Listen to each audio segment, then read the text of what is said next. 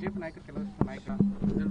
ಸರ್ಕಾರ ಬಿಟ್ಟು ಬಿಡುತ್ತೆ ಕಾಂಗ್ರೆಸ್ ಸರ್ಕಾರ ನೋಡಿ ಅದನ್ನ ನಾನು ಹೇಳ್ತಾ ಇರೋದು ಇದು ಭಾರತೀಯ ಜನತಾ ಪಕ್ಷದ ನಾಯಕರು ಯಾರು ಹೇಳ್ತಾ ಇಲ್ಲ ಇದನ್ನ ಕಾಂಗ್ರೆಸ್ ಪಕ್ಷದ ನಾಯಕರುಗಳೇ ಸ್ವತಃ ಅವ್ರ ಬಾಯಲ್ಲೇ ಕೇಳಿಬರ್ತಾ ಇರುವಂತ ಮಾತುಗಳಿವೆ ನೋಡಿ ಅದು ನಮ್ಮ ಮುಂದೆ ಇರೋದು ಲೋಕಸಭಾ ಚುನಾವಣೆ ಸನ್ಮಾನ್ಯ ನರೇಂದ್ರ ಮೋದಿಜಿಯವರು ಈ ದೇಶದ ಪ್ರಧಾನಮಂತ್ರಿಗಳಾಗಬೇಕು ಸಿದ್ದರಾಮಯ್ಯ ಅವ್ರನ್ನ 5 ವರ್ಷ ಮುಖ್ಯಮಂತ್ರಿ ಸ್ಥಾನಕ್ಕೆ ಜನರು ಆಯ್ಕೆ ಮಾಡಿದ್ದಾರೆ ಅವರು ಒಳ್ಳೆ ಆಡಳಿತ ಕೊಡಲೆ ದೇಶಕ್ಕೆ ಬೇಕಾಗಿರೋದು ಮೋದಿಜಿಯವರು ಈ ಚುನಾವಣೆ ದೇಶದ ಚುನಾವಣೆ ಮೋದಿ ಅವರು ಪರವಾಗಿರುವಂತ ಚುನಾವಣೆ ಇದೆ ಮೋದಿ ಅವರು ಮಟನ್ ಮಚ್ಚಲಿ ಮತ್ತೆ ಮಂಗಳಸೂತ್ರದ ಮೇಲೆ ಜಾಸ್ತಿ ಪ್ರಚಾರ ಮಾಡ್ತಾರೆ. ದಾಳಿಯಲ್ಲಿ ಸೈನಿಕರ ಹೆಂಡತಿಯನ್ನ ತಾಳಿ ಕಿತ್ಕೊಂಡವ್ರು ಯಾರು 40 ಮಂದಿ ಸ್ವತಃ ಮೋದಿ ಅವರ ಹೆಂಡತಿ ತಾಳಿ ಕಿತ್ಕೊಂಡವ್ರು ಯಾರು ಅಂತ ಏಕವಚನದಲ್ಲಿ ಮಾತಾಡಿದ್ದಾರೆ ಸರ್ ಮೋದಿ ಅವರು ಪ್ರಧಾನಮಂತ್ರಿ ಬಗ್ಗೆ ಮಾತಾಡೋದು. ನೋಡಿ ಒಂದೇ ಒಂದು ಮಾತು ಹೇಳ್ತೇನೆ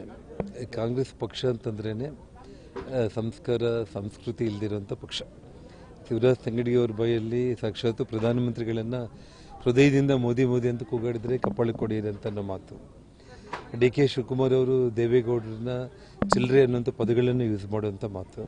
ಸೊ ಇನ್ನು ಬಿ ಕೆ ಹರಿಪ್ರಸಾದ್ ಒಂದು ಏನು ಚಲಾವಣೆಯಲ್ಲಿ ಇಲ್ದಿರುವಂಥ ನಾಣ್ಯ ಅದು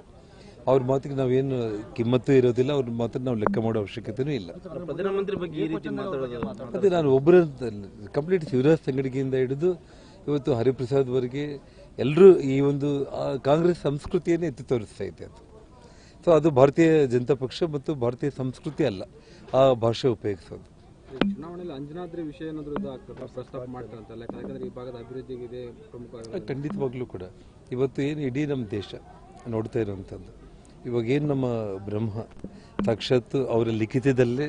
ಕಲಿಯುಗದ ಪ್ರತ್ಯಕ್ಷ ದೈವ ಮತ್ತು ಕಲಿಯುಗದಲ್ಲಿ ಕಣ್ಣಿಗೆ ಕಾಣಿಸೋ ದೇವರು ಅಂದರೆ ಹನುಮತ್ ದೇವರು ಪ್ರಾಣದೇವರು ಅಂತೇಳಿ ಏನು ನಾವು ನಂಬ್ತೀವೋ ನಮ್ಮ ಪುರಾಣಗಳನ್ನು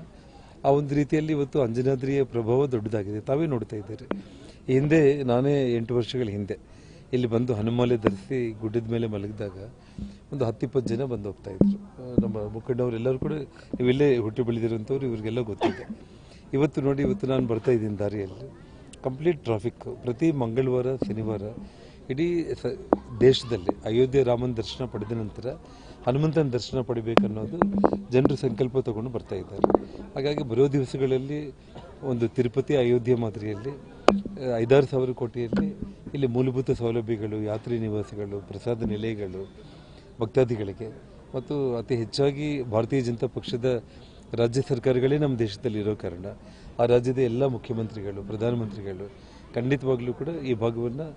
ಇಡೀ ವಿಶ್ವನೇ ನೋಡುವಂಥ ಒಂದು ಧಾರ್ಮಿಕ ಶಕ್ತಿ ಕೇಂದ್ರವಾಗಿ ಅಭಿವೃದ್ಧಿ ಮಾಡ್ತಾರೆ ಅನ್ನೋದು ನಾವು ಮತ್ತು ಡಾಕ್ಟರ್ ಬಸವರಾಜ್ ಅವರು ಪ್ರಮುಖವಾಗಿ ಸಾರ್ವಜನಿಕರಲ್ಲಿ ಆ ಒಂದು ಕಾರಣಕ್ಕೆ ಬಸವರಾಜ್ ಅವರು ಗೆಲ್ಲಬೇಕು. ರಾಜಶೇಖರ್ ಹಿಟ್ನಾಳ್ ಗೆಲ್ಲೋದ್ರಿಂದ ಏನು ಪ್ರಯೋಜನ?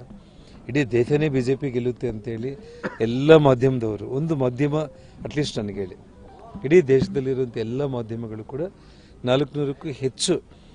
ಸೀಟ್ಗಳಲ್ಲಿ ಮೋದಿಜಿಯವರು ಗೆಲ್ತಾರೆ ಅನ್ನೋಂಥ ಸಂದರ್ಭದಲ್ಲಿ ಸೊ ಡಾಕ್ಟರ್ ಬಸವರಾಜ್ ಅವ್ರನ್ನ ಗೆಲ್ಲಿಸ್ಕೊಳ್ಳೋದ್ರ ಮೂಲಕ ನಾನು ಈ ಭಾಗದ ಭಾರತೀಯ ಜನತಾ ಪಕ್ಷದ ಶಾಸಕನಾಗಿ